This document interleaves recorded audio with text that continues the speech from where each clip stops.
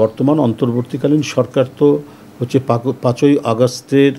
যে আন্দোলনের যে সফলতা এবং পতিত ফ্যাসিস্টদের পতন, এই পতনের পর এই সরকার একটা হলো যে সরকারকে নানাভাবেই ব্যর্থতা করা এবং সরকার যে সমস্ত সংস্কার যে কাজগুলো নিয়েছেন এবং জুলাইয়ের মধ্যে নির্বাচন নিশ্চিত করা, এটার যে স্মুথ প্রক্রিয়া নিয়ে যেভাবে যাচ্ছে, ফেব্রুয়ারিতে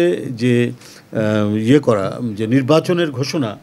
প্রধান উপদেষ্টা দিয়েছেন, সেই সাথে আরও সরকারের যে দৃঢ় আমরা ঘোষণা দেখতে পাচ্ছি ফেব্রুয়ারিতে নির্বাচনের ব্যাপারে, তো সেগুলোকে নানাভাবে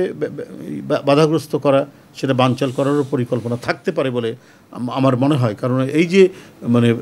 প্রায় ঘটছে, প্রায় একদিন দুই দিন পরেই ঘটছে, তো এই ঘটনাটাই শঙ্কিত করে তুলছে গোটা জাতিকে। তো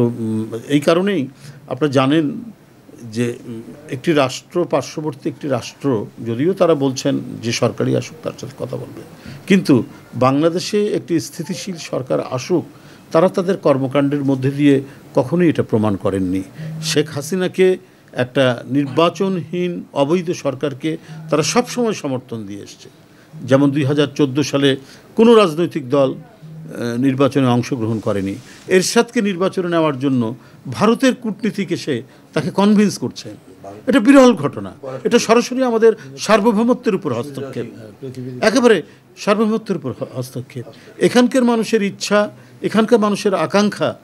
সেই আকাঙ্ক্ষাকে ধারণ না করে আপনি ধারণ করলেন না, সেটা না হোক, কিন্তু অন্য দেশের ইন্টারনাল বিষয় নিয়ে এসে মানে কথা বলা, কনভিন্স করা, হাসিনার যে পাতানো নির্বাচন একেবারে তার সেট করা, সুসজ্জিত নির্বাচনে পাঠানো, এই যে ঘটনাগুলো, এই ঘটনাগুলোর কারণেই এক ধরনের মানুষের মধ্যে শঙ্কা রয়েছে